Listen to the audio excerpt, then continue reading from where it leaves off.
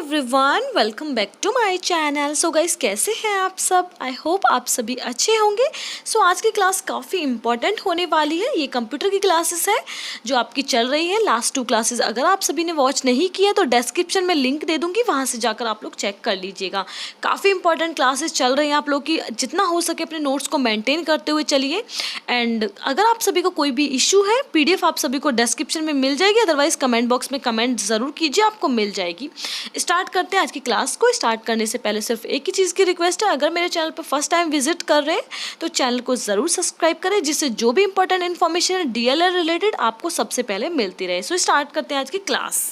चलिए अब हम डिस्कस करेंगे चैप्टर 2, जिसमें है आपका कंप्यूटरों का वर्गीकरण, या आप बोल सकते हैं क्लासिफिकेशन ऑफ कंप्यूटर या टाइप्स ऑफ कंप्यूटर। ठीक है, इसमें जो जो इम्पोर्टेंट है हम उन्हीं चीज़ों को डिस्कस करेंगे। सबसे पहले देखिए, यहाँ पर दिए हुए हैं कंप्यूटर को 3 टाइप्स में बांटा हुआ है: analogue computer, digital computer, hybrid computer. ठीक है, फिर डिजिटल कंप्यूटर को बांटा हुआ है 4 टाइप्स में: super computer, main frame and mini computer, micro computer. यहाँ पर आपको सिर्फ 3 टाइप्स पढ़ने जो आपके चैप्टर में है, उन्हीं चीज़ों को पढ़ाऊंगी: एनालॉग, डिजिटल एंड हाइब्रिड। ठीक है, यहाँ पर देखते हैं ऑपरेटिंग सिद्धांतों के आधार पर कंप्यूटरों का वर्गीकरण, classification of computers based on operating principle. यानी कि जो मैं आपको पढ़ाने वाली हूँ वो आपके ऑपरेटिंग सिद्धांतों के आधार पर है कंप्यूटर के टाइप्स या वर्गीकरण। ठीक है, ऑपरेटिंग सिद्धांतों के आधार पर और डाटा को संभालने की क्षमता के आधार पर कंप्यूटर का वर्गीकरण 3 भागों में किया गया है, जो किस प्रकार है: analogue computer, digital computer, hybrid computer. तो देखिए, यहाँ पर हम डिस्कस करते हैं analogue computer, digital computer, hybrid computer. तो first we will discuss about analogue computer, यानी अब हम डिस्कस करेंगे आपके एनालॉग कंप्यूटर होता क्या है। एनालॉग कंप्यूटर मापन के सिद्धांतों पर काम करता है, यानी कि अगर हम किसी चीज़ को मापते हैं यानी कि नापते हैं और भी मापन प्राप्त करता है, उसे डेटा में परिवर्तित कर देता है। एनालॉग कंप्यूटर सीधे नंबरों पर ऑपरेट नहीं करते हैं। एनालॉग कंप्यूटर का उपयोग वोल्टेज, करंट और तापमान को मापने के लिए किया जाता है। यानी कि आपका जो एनालॉग कंप्यूटर है वो कोई ऐसा नहीं है कि आप टाइपिंग कीजिए या आप लोग नंबर देख रहे हैं, वो काम नहीं करता है। इसका सीधा काम है नापना। जैसे कि यहाँ पर बता दिया है माप, यहाँ पर करंट कितना है, तापमान कितना है, वोल्टेज कितनी आ रही है, इन चीज़ों को माप करना आपका एनालॉग कंप्यूटर का काम होता है। ये नहीं करता कि भाई कंप्यूटर पे जैसे आप लोग जा रहे हैं कि हमारा वो टाइपिंग कर दीजिए, हमारे इतने मार्क्स हैं, हमारे इनको जोड़कर बता दीजिए, ये काम इनका नहीं होता। जैसे कि यहाँ पर लिखा हुआ है, एनालॉग कंप्यूटर सीधे नंबरों पर ऑपरेट नहीं करते हैं। ठीक है, तो इसका मेन काम क्या होता है, मेन वर्क क्या होता है, वो होता है मापन। ठीक है, इसीलिए मापन के सिद्धांतों पर काम भी करता है analogue computer. Okay, then next है सेकंड डिजिटल कंप्यूटर। आपको नाम से ही पता चल रहा होगा, डिजिटल वर्ल्ड चल रहा है आजकल। तो डिजिटल कंप्यूटर्स इंफॉर्मेशन के डिजिटल फॉर्म में कार्य करते हैं। डिजिटल कंप्यूटर ज़्यादा तेज गति और शुद्धता से कार्य करते हैं या ऑपरेट होते हैं। जो आपके डिजिटल कंप्यूटर वो आजकल के कंप्यूटर्स की तरह है, क्या करते हैं वो जितनी जल्दी हो सके चीज़ों को आपको, डाटा को आपको सर्व करते हैं। ये नहीं कि आपको टाइम लग रहा है या वो आपके लेट कर रहे हैं, उनकी और काफ़ी शुद्धता से काम करते हैं। ठीक है, ये कंप्यूटर गिनती से काम ऑपरेट करते हैं। डिजिटल कंप्यूटर का उपयोग सामान्य प्रयोजन अनुप्रयोगों और डाटा की विशाल मात्रा को प्रोसेस करने के लिए किया जाता है। डिजिटल कंप्यूटर का मेन वर्क क्या होता है, जितना बहुत ज़्यादा जो डाटा है उस डाटा को एक साथ प्रोसेस आपका डिजिटल कंप्यूटर कर सकता है, बाकी और कंप्यूटर्स नहीं। ये बताया गया है। एनालॉग कंप्यूटर का तो आप लोग समझ ही गए हैं, मापन होता है। ठीक है, आता है आपका next hybrid computer. Hybrid computer analog और डिजिटल कंप्यूटर दोनों ही कंप्यूटर्स के फीचर को दिखाता है। एनालॉग कंप्यूटर में क्या था, वो मापन करता था आपके करंट का, आपके तापमान का, लेकिन आपका जो डिजिटल कंप्यूटर था वो क्या करता है, ज़्यादा मात्रा में अपने जो डाटा है आपका उसको आपके साथ इस्तेमाल करके बताता है। ये नहीं है कि हैंग हो रहा है। ठीक है, और ये आपका हाइब्रिड इन दोनों का मिक्सचर है।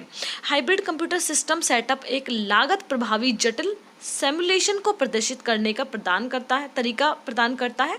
हाइब्रिड कंप्यूटर एक कंट्रोलर के समान काम करता है, यानी कि अगर आप किसी चीज़ को कंट्रोल करते हैं तो उस तरीके से काम करता है और लॉजिकल ऑपरेशन प्रदान करता है। ठीक है, आपको इनके बारे में सिर्फ इतनी इन्फॉर्मेशन होनी चाहिए जितना मैंने आपको बता दिया, इससे ज़्यादा आपको लिखने की बिल्कुल ज़रूरत नहीं है। सो नेक्स्ट टॉपिक हम डिस्कस करेंगे आपकी कंप्यूटर की विशेषताएं क्या क्या होती हैं। काफ़ी बार क्वेश्चन, शॉर्ट क्वेश्चन ही पूछा गया है कि भाई कैरेक्टरिस्टिक्स ऑफ कंप्यूटर क्या क्या है, तो हम वो आपसे डिस्कस करने वाले। नंबर 1 है आपकी उच्च गति, नंबर 2 है आपकी सटीकता, नंबर 3 है भंडारण क्षमता। ठीक है, 4th है विश्वसनीयता, 5th आपकी विविधता, 6th है कर्मठता, 7 है स्वचालन 8th है स्मरण शक्ति बहुत ज़्यादा होती है। 9 मल्टीटास्किंग, आपको एक साथ कितने कार्य कर सकते हैं लैपटॉप पर, कंप्यूटर पर। और त्वरित निर्णय यानी कि टाइम टू टाइम आपको आपका जो भी निर्णय है उसको लेता है, कार्य कुशलता से करता है, गोपनीयता। ठीक है, ये सारी आपकी विशेषता है। ये आपके वेरी शॉर्ट में भी आ सकता है, शॉर्ट क्वेश्चन में भी आ सकता है, तो आप लोग इन्हीं तरह से लिख सकते हैं। अब हम डिस्कस करेंगे कंप्यूटर के लाभ और हानि। सबसे पहले हम डिस्कस करेंगे कंप्यूटर के लाभ क्या क्या होते हैं। नंबर 1 है कंप्यूटर की स्टोरेज यानी कि कैपेसिटी काफ़ी अधिक होती है, जैसा कि आप सभी जानते हैं, जिसके चलते इसमें असीमित मात्रा में डाटा को आसानी से स्टोर कर सकते हैं। आप कंप्यूटर में जितना भी डाटा है आप लोग फिल कर सकते हैं।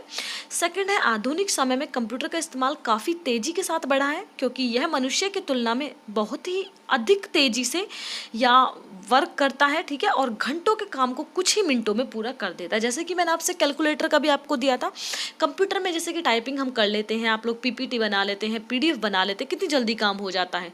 लेकिन यही काम अगर आप अपने हाथों से करेंगे या आप नोट्स बनाने बैठेंगे तो कितना टाइम लग सकता है। तो ये आपको बहुत बड़ा प्लस पॉइंट है अपने कंप्यूटर के लाभ के रिलेटेड। थर्ड है आपका, इसमें मदद से लोग आसानी से दूर देश में रह रहे अपने परिवार और मित्रों के साथ वीडियो कॉल कर सकते हैं।